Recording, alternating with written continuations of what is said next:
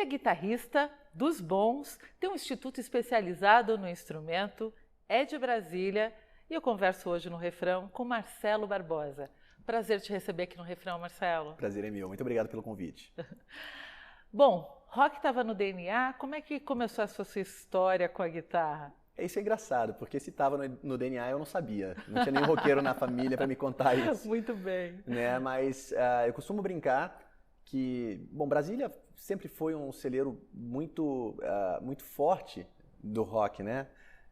Houve uma época aí na minha adolescência que muitas das bandas que faziam sucesso no Brasil eram brasilienses. Isso acabou chamando a atenção de quem morava aqui, que na época tinha menos o que fazer também. A gente dizia, Brasília não tem muito o que fazer, vamos montar uma banda, né? E eu tinha alguns amigos que estavam ali comprando instrumentos e tentando começar a aprender e tal. E nessa mesma época, foi o primeiro Rock in Rio, em 85, né? Foi transmitido pela TV e tal, aquela coisa toda. E foi o meu primeiro contato com o rock internacional mais pesado, assim. Eu só conhecia o rock nacional. E eu acho que ali eu fui mordido por um bichinho e isso eu nunca mais... Peguei na guitarra e nunca mais soltei, né? Tô até hoje aí com ela. E quando eu falo de guitarrista dos bons, eu não tô brincando. Eu sei que você foi convidado aí por várias bandas, já passou pelo Almar, agora tá no Angra. Como é que foi essa trajetória? O que chamou a atenção dos caras? Bom, eu sempre penso que essa questão do sucesso na música, numa carreira musical, ela tem, obviamente, a ver com a parte técnica, com você tocar bem, com você conseguir se expressar de maneira, principalmente ter uma identidade no instrumento, né? Porque a gente vê hoje muitos músicos, acho que sempre houve isso, né? Que tocam bem, mas que tem aquela sonoridade meio genérica, né? Então eu sempre busquei uma identidade própria, esse é um ponto. E o outro ponto, os outros pontos, eles dizem respeito a como qualquer outra profissão, que é relacionamento, você saber lidar com pessoas, você ser uma pessoa profissional, cuidar da sua carreira com o cuidado que ela merece. Muitas pessoas às vezes acham que é só tocar bem e que o universo vai dar um jeito das coisas acontecerem. Eu acredito que isso até acontece, mas é exceção. Então eu sempre fui atento a todos esses outros, como eu posso dizer, todas essas outras características que pudessem facilitar com que eu tivesse sucesso no que eu me propunha a fazer, né, como guitarrista. Eu acho que você pediu tanto para o universo que o universo acabou conspirando, né? E levando você, inclusive, para o Rock in Rio. 2 vezes, por final, né? Uma das vezes foi com o Almar e outra vez já convidado pelo Angra. Como é que foi essa sensação, pisar num palco que você sonhou um dia em estar? Interessante, né? Bom, o interessante nessa história é que eu me senti, digamos assim, nervoso e apreensivo só depois que passou, né? Foi uma situação muito conturbada, eu fiquei sabendo, foi confirmado que eu seria anunciado naquele Rock in Rio na mesma semana, então eu tive 7 dias ali para me preparar. Antes disso eu estava nos Estados Unidos, numa turnê com o Almar, e voltei já direto na segunda-feira para já ficar em São Paulo, não voltei para casa, porque na sexta nós iríamos na quinta noite para o Rio e sexta teria um único ensaio que eu teria com o Angra antes do show no sábado, né? Então eu fiz muito uma preparação não só técnica, mas psicológica, né? Tentando tornar aquilo uma coisa trivial, tentando me imaginar na cena ali, fazendo mentalizações e tal. E de fato, naquele momento ali, hoje eu vejo o vídeo e eu falo, caramba, eu pareço calmo. E eu estava realmente muito tranquilo de estar ali. Quero convidar ao palco Marcelo Barbosa do Almar!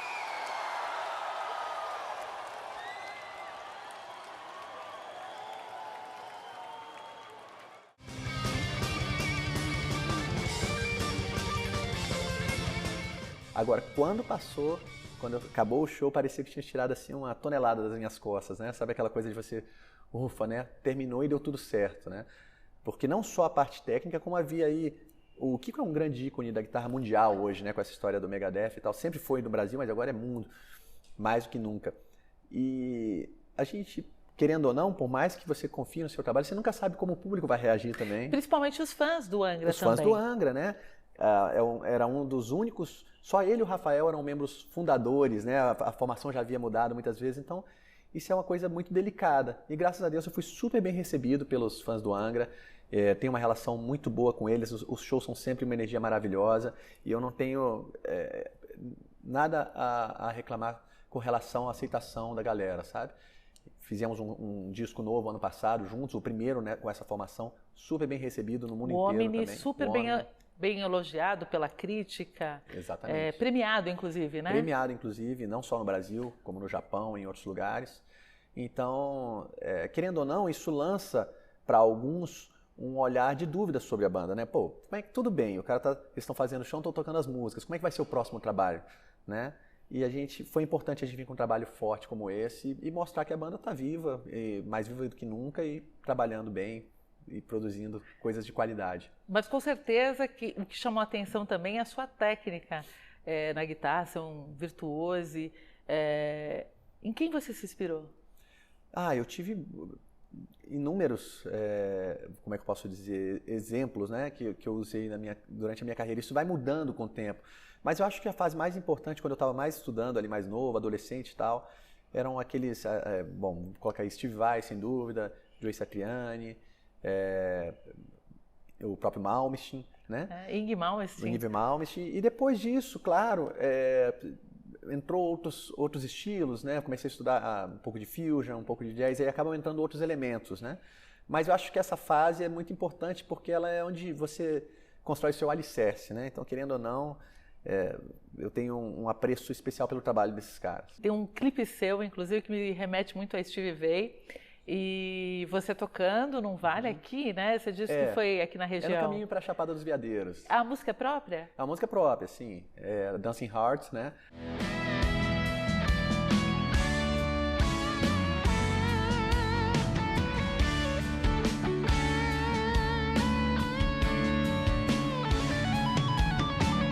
Eu acho que, assim, é muito difícil você não ter uma certa influência no seu playing, na sua composição. Que acho que a composição você compõe a hora ou improvisar, são os dois momentos em que o músico mais se mostra como artista, né? Ali você está, principalmente se for uma composição genuína, se não for uma cópia ou uma influência muito, como é que eu posso dizer, muito baseada em algo já feito.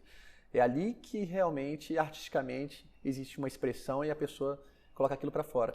E como eu disse, né, eu vi isso a vida inteira, ouvi esses caras pra caramba, depois entraram outros elementos, mas vai ter sempre um pouquinho aí de cada um deles, né, fazendo parte da minha essência musical, vamos chamar assim. Certo, a gente vai ter que fazer agora um intervalo, mas daqui a pouco a gente volta contando um pouco mais aí, agora da sua escola. Você tem um instituto especializado em guitarra. Sim. Sensacional. Maravilha. Mas é daqui a pouco. Primeira parada do refrão, a gente volta já, não sai daí.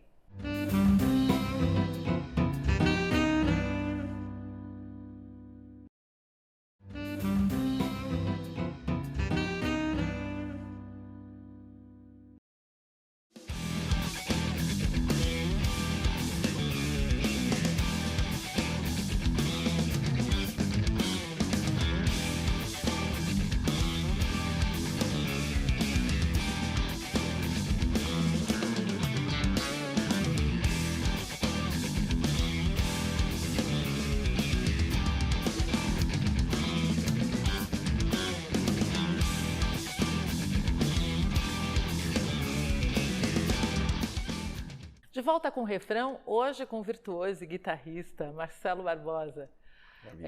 Eu queria saber agora sobre o seu instituto. Me conta como é que é ter uma escola de música especializada só na guitarra.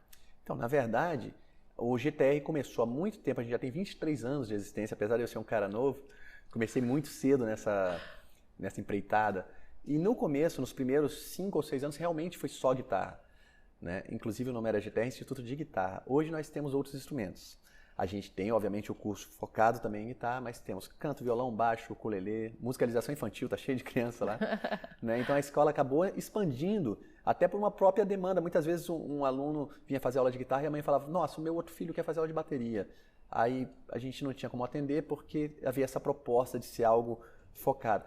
E foi a melhor coisa que a gente fez, porque hoje a gente forma bandas lá dentro, os próprios meninos estão fazendo prática de conjunto, estão tocando juntos, né? Tem as audições, que são as apresentações semestrais que a gente faz. Então é uma loucura. Só na Asa Sul nós temos mais de 600 alunos. Somando as 2 unidades, passa de 1000. Então é muita gente fazendo aula de música, já há mais de 23 anos, é tradição aqui já. Virou referência e também tem aula online? Sim, eu tenho o MB Guitar Academy, que é esse sim é só de guitarra, são aulas comigo, e nesse a gente tem alunos do mundo inteiro, México, principalmente os países de língua latina, né? Espanha, Uruguai, Paraguai, são mais de 3 mil alunos inscritos. Esse curso tem só 2 anos, vai tá entrando agora, vai completar 3 anos agora. E o resultado é incrível, porque por onde eu passei, sempre viajando e tocando, as pessoas muitas vezes sabiam que eu tinha escola e diziam, nossa, eu queria fazer aula com você, mas eu moro aqui, como é que eu faço para fazer aula com você em Brasília, né? Tive alunos que viajavam da Bahia, do Rio de Janeiro, mensalmente para vir me encontrar aqui e fazer aula. Agora não é mais necessário, né? Só se fizer questão de me encontrar pessoalmente, porque a gente faz online e posso atender um número maior de pessoas e mantendo a mesma qualidade. Legal. Você se especializou também, né? Não é à toa que você é um grande guitarrista. Você fez Berklee, uma das escolas mais elogiadas do mundo. Sim, verdade. Como é que foi? Eu sempre estudei aqui também com outros professores, eu sou uma pessoa estudiosa, estudo até hoje. E a Berklee eu fiz um curso intensivo, né, na época. Foi muito legal, foi a primeira vez que eu saí do país, né? Eu tinha 26 anos, fui para lá e não só a experiência foi incrível pelo curso em si, mas foi uma coisa importante para mim enquanto ser humano, enquanto músico, porque dos 400 e poucos alunos que estavam fazendo o curso, eles premiaram 12 com bolsas de estudo, e eu fui um desses 12 na época, né? Então... Por que será? Então, mas você sabe que para mim isso... Eu sabia que eu tocava bem, mas não era claro para mim. Eu pensava assim, nossa, eu vou chegar na Berklee, tem gente do mundo inteiro, eu vou ser mais um lá, né? Então isso, eu fui de um jeito e voltei de outro, sabe? Quando você fala, cara, então tem algo aqui que realmente merece merece investimento, né? De tempo, de estudo, de tudo, porque as pessoas que estavam lá, muitos deles americanos, pessoas que tinham acesso àquela informação já há muito tempo. Claro. Querendo ou não, no Brasil, eu lembro, eu sou de uma época em que, por exemplo, eu conseguia uma xerox da xerox da xerox de uma partitura do Malmsteen. Aí Sim. Você ia tentar ler o negócio, aí uma folha não tem mais porque caiu e alguém, né? Naquela história, era uma garimpagem de informação. Hoje, com a internet, talvez os meninos nem entendam o que é isso, porque você, em 2 cliques no YouTube, você tem tudo lá explicado, né? Mas a gente, por exemplo, eu ouvi muito os guitarristas que eu gostava antes de, pela primeira vez, vê-los tocar num vídeo, né? O que é totalmente diferente, que primeiro você só imagina como ele está fazendo. Quando você já vê de cara como ele está fazendo, você encurta aí um caminho de muitos anos, né? Imagina só, você ter que pegar nota por nota, e na guitarra, você que é instrumentista sabe disso, Sim. A mesma nota tem mais de uma região, você não sabe exatamente qual digitação a pessoa usou. Claro. Então isso tudo, hoje em dia a informação está toda aí, eu acho maravilhoso porque isso eleva o nível dos músicos de maneira geral. Por um lado, desculpa só terminando, por um outro lado, esse excesso de informação, às vezes eu vejo que paralisa um pouco também. Né? São tantos estímulos que ninguém pega um e fala, cara, eu vou estudar isso aqui direito. Falta foco. Falta foco, exato. E me conta, a tua banda inicial, Cálice, sim. Ela também teve muita sorte, né? Vocês fizeram um álbum, The Journey. Fizemos o The Journey e depois fizemos o Inside Your Head, são 2. Que também recebeu elogios. Sim, foi lançado no mundo inteiro. E vocês abriram para grandes artistas? Como que é? Sim, abrimos Guns N' Roses, Iron Maiden, Dream Theater, enfim, várias dessas bandas mundialmente conhecidas aí, né? A gente, bom, que a modéstia me permita falar, era uma banda boa, de fato, né? E a gente eu acho que no começo, principalmente, a gente impressionava um pouco pela pouca idade e pela desenvoltura musical dos integrantes, né? As músicas do primeiro disco, a maioria delas eu compus com 17, 18 anos. A gente foi gravar quando eu já tinha uns, talvez 22, 23, que foi quando eu arrumei dinheiro. Infelizmente foi nessa época. Hoje a gente grava, todo mundo tem um home studio, muita coisa pode ser feita em casa, né? Sim. Nessa época você precisava pagar um estúdio de verdade. E aqui em Brasília tinha um estúdio que era o sonho de todo mundo, que era o Zen. Ainda existe esse estúdio. E era, obviamente, muito acima do que a gente podia pagar. Mas depois vocês regravaram por um selo norte-americano. Sim, na verdade nós relançamos, né? Foi a mesma gravação. Então a gente já assinou com um selo brasileiro. Depois dele pronto, ou seja, a gente não recebeu inicialmente nada desse selo brasileiro. Esse dinheiro foi usado para gravar, na verdade. Eu falei ainda agora que a minha avó me deu a primeira guitarra. Infelizmente foi no falecimento dela, eu recebi um dinheirinho. E ela tinha deixado para os netos um seguro de vida, né? E não era muito dinheiro, mas deu para pagar a primeira parte da gravação. Depois a gente foi dando jeito de pagar o resto, né? Sua avó não estava na sua vida por acaso. Não, com certeza não. A gente vai ter que fazer mais um intervalo, passa rápido, né? Passa rápido demais, Mas daqui a pouco a gente volta contando um pouco mais aí da tua carreira solo também, porque você leva paralela, sim, né? Verdade, E muito mais histórias aí do Marcelo Barbosa. Mais uma parada do refrão, a última, e a gente volta já. Não sai daí.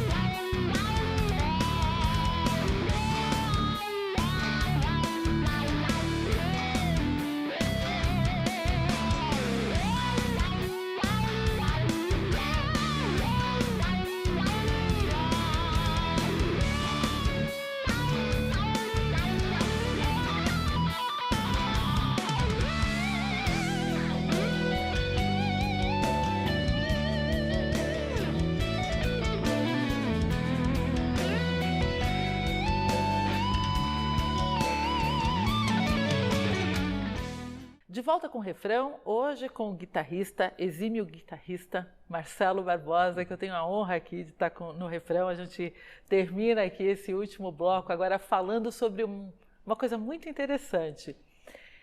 É verdade que te convidaram para o Guns N' Roses? É verdade. Bom, isso aconteceu justamente, você tocou no assunto ainda agora, que com o Cálice nós abrimos alguns shows, né? Sim. E o Guns N' Roses houve um período em que o Axl estava com uma outra formação, que não era original, e eles tocaram em Brasília 2 vezes com essa outra formação. O Cálice abriu um desses shows. E tem um guitarrista que tocava com ele, o Bumblefoot, que é um cara incrível, um guitarrista fantástico. E eu já o conhecia das redes sociais. Falei, olha, a gente vai tocar antes. Ele falou, não, eu vou lá para te conhecer pessoalmente. Foi mais cedo, enfim. Desenvolvemos ali uma amizade que perdura até hoje. Nos encontramos aí ao redor do mundo já algumas vezes. Sempre coincide, estou tocando num lugar, ele está na mesma cidade com outra banda e tal, aquela coisa toda. E quando ele saiu da banda, quando ele ia sair, ele me mandou um e-mail dizendo, olha, eu vou sair do Guns e eu acho que você é a pessoa ideal para assumir no meu lugar. Se você topar o desafio, eu te indico pro Axl aqui. Aí eu falei, deixa eu pensar. Preciso de um mês para pensar. Eu falei, claro, tal. E, enfim, nisso enviei alguns vídeos de eu tocando as músicas, começou-se uma negociação, mas depois acabou que eles voltaram com a formação original, né? Nem chegou a entrar outra pessoa no lugar do Bumblefoot, eles começaram ali uma negociação de uma reunion e o Slash está de volta aí, já está de volta há um tempo. Mas foi um período em que foi muito interessante porque eu não podia divulgar para ninguém, porque se saía na mídia antes poderia, digamos assim, queimar qualquer possibilidade de eu entrar na banda, né? Então fiquei muitos meses até saber que a banda... E eles também não podiam divulgar que iam voltar com a reunion, só na hora de anunciar, né? Então só na hora que eles anunciaram que eu entendi, que depois recebi um e-mail explicando. E essa época você estava no Angra? Eu estava no Almar ainda. No Almar. Não estava no Angra ainda não. Sim. Na verdade, eu conversei só com o Edu, né, que é o vocalista, expliquei o que estava acontecendo. Ele falou, meu irmão, se rolar, vai com Deus. Fico chateado de você sair da banda, mas é por uma coisa muito importante, né? Claro. Bom, e também não é à toa que você também foi escolhido para ter o nome de uma guitarra da Tajima. Uhum. Me fala como é que foi isso. Isso é uma honra, porque, afinal de contas, um guitarrista virtuoso que acaba sendo homenageado, tendo um nome numa guitarra. Na verdade, assim, eu já há muitos anos tenho parcerias com empresas e em muitos casos, como em cabos, pedais, é comum existir essa negociação de ter um instrumento ou um acessório com a assinatura do músico. Sim. Né? Eu já estava na Tajima há algum tempo, nessa época, e a gente acabou desenvolvendo juntos um projeto de uma guitarra, que era a MB1, foi lançada, foi comercializada para o Brasil inteiro durante muitos anos. E depois, por outros motivos, né, eu acabei mudando de empresa. Hoje eu estou na Ibanez, que é uma marca mundial de guitarra, né? A Tajima é uma marca muito grande, mas é brasileira. A Ibanez, inclusive, é a mesma guitarra que o Steve Vai usa, que o Joe Satriani usa, né? Que os meus Qual heróis é a sua lá guitarra? de trás. Oi? Qual é a sua? Que eu uso hoje? É dessa marca, Ibanez o nome. Ou Ibanez, né? Se o pessoal e tem um fala modelo específico? Eu uso vários. Eu tenho várias guitarras, assim. Eu cada hora tô, né, ainda não desenvolvemos um modelo próprio, um modelo assinatura, mas eu sou um apaixonado por guitarras. Eu devo ter mais de 40 guitarras em casa. Assim, eu tô precisando ir para uma casa maior. Tem as raras também? Tem. É, tem. tipo? Eu tenho, por exemplo, raras que você diz de antiguidade ou de ter... Eu tenho guitarras feitas à mão que são exclusivas. Isso. Né? Guitarras que foram feitas especificamente para mim, de luthiers norte-americanos e tal. Então são guitarras caríssimas que eu normalmente nem uso muito. De algum ídolo, não? Tem alguma? Eu tenho duas ou três guitarras modelo Steve Vai, né? Dele eu tenho até hoje, mas já tive do Van Halen, já tive, nesse decorrer do tempo eu tive muitas guitarras, algumas eu me desfiz, outras essas duas Steve Vai eu acho que vou morrer com elas lá, porque faz parte da minha história, né? Então... Bom, além do Angra, você tem a sua carreira aí paralela, eu sei que você tem muito trabalho aí, tipo vídeos, clipes legais, novas composições, o que tem nesse pacote aí? Na verdade, esses vídeos são 4 singles que eu já lancei com músicas instrumentais de guitarra, né, bem orientado para guitarra, que são parte de um álbum que era para eu ter lançado quando eu entrei no Angra, ou seja, isso já tem 3 anos, vai fazer 4 anos. Depois que eu entrei no Angra, essa é a primeira pausa que nós estamos tendo. Nós fizemos 3 turnês mundiais, gravamos um disco, 6 ou 7 clipes, um DVD, né? E não parei mais, eu não consegui finalizar o meu trabalho solo. Então o que eu consegui nesse tempo aí foi mais ou menos de 6 em 6 meses lançar um single. E agora, nessa pausa que o Angra está fazendo, que ano que vem com certeza já vem lançamento de álbum novo, ou pelo menos gravação, eu estou finalizando esse trabalho para lançar o álbum completo. Essas 4 músicas, mais as outras 6 que ainda estão para serem finalizadas. Né? E vídeos também? Eu quero fazer vídeo de todas. Eu acho que hoje é muito importante, né? Sim. Muita gente tem contato com música, consome música só através do YouTube ou de plataformas que mostrem vídeo também. Então, e as músicas são instrumentais? São instrumentais. São instrumentais. Quem faz? Eu faço tudo. Né? Eu faço tudo. Eu tive a honra de poder contratar um baterista que, para mim, é o Thomas Lang, que é um dos maiores bateristas do mundo, né? Já tocou com todo mundo que você imaginar. Ele mora nos Estados Unidos, mas é europeu. Os baixos, quem está gravando comigo é o Felipe Andreoli, do Angra. Do Angra. E o tecladista quem gravou todos os teclados foi o primeiro tecladista do Cálice, que hoje é tecladista do Nat Roots, o Bruno Vamber, daqui de Brasília também. Que legal. Cara incrível. Então, assim, eu tenho muito orgulho desse trabalho e eu sei que, apesar de estar demorando para sair, em breve ele sai e quando sair eu tenho certeza que vai impressionar muitas pessoas. Marcelo, onde você quer chegar? Olha, eu costumo brincar quando me perguntam isso, que não que eu sonhe pouco, mas eu já cheguei muito além do que eu jamais sonhei, digamos assim. Né? Eu só queria, quando eu comecei a tocar guitarra, o que eu queria era, assim, viver de música. Era isso. Eu não tinha assim, eu quero viajar o mundo tocando, quero ser reconhecido fora do país, nem mesmo no país. Eu tinha a pretensão de ser um bom músico e viver disso. Eu faço isso, sempre fiz isso a minha vida inteira, graças a Deus nunca me faltou nada e cada vez melhor. E claro, muitos dos meus sonhos que foram pintando, ser capa de uma revista, ser eleito como o melhor guitarrista do país, tudo isso aconteceu. Então hoje... Teve também uma eleição de beleza também, né? Não é isso? Essa eu não costumo mencionar, né? Mas teve sim. Uma revista norte-americana, né? Guitar World. E... Bom, o fato eu quero agora lançar esse trabalho solo, né, e já começar a gravar outro. Eu pretendo ainda lançar muita coisa nessa vida. Eu quero, pelo menos uma vez por ano, ter um lançamento grande e continuar desenvolvendo meus trabalhos como didata também, que eu gosto de ensinar. Não é só business, eu realmente gosto de ensinar. Eu gosto de ver a transformação que a música causa na pessoa, não só como instrumentista, mas como ser humano. Nossa, é incrível, incrível. Você vai uma audição das crianças lá, e até adultos também, sabe? A gente tem aluno com quadro de depressão que se curou por causa da música. A gente tem... Nossa, se eu começar a falar disso aqui, a gente vai ficar até amanhã. Então, eu sempre digo que eu acho que o melhor ainda está por vir. Apesar de ser grato a tudo que já veio. Cara, e você é um cara de muita sorte. Que maravilha. Imagina. Foi uma honra te receber aqui no Refrão, honra demais. Obrigado. Grande guitarrista, que orgulho para Brasília. Né? Muito obrigado. Fico e satisfeito. Vida longa ao rock and roll. Vida longa. Tamo junto. Obrigado pelo convite. Muito satisfeito de estar aqui também. E a gente fica por aqui. Acompanhe nossa programação no site da TV Justiça e também no nosso canal no YouTube, TV Justiça Oficial. Próxima semana tem mais Refrão e é claro que eu te espero. Fique agora com um pouco mais da guitarra de Marcelo Barbosa. Tchau!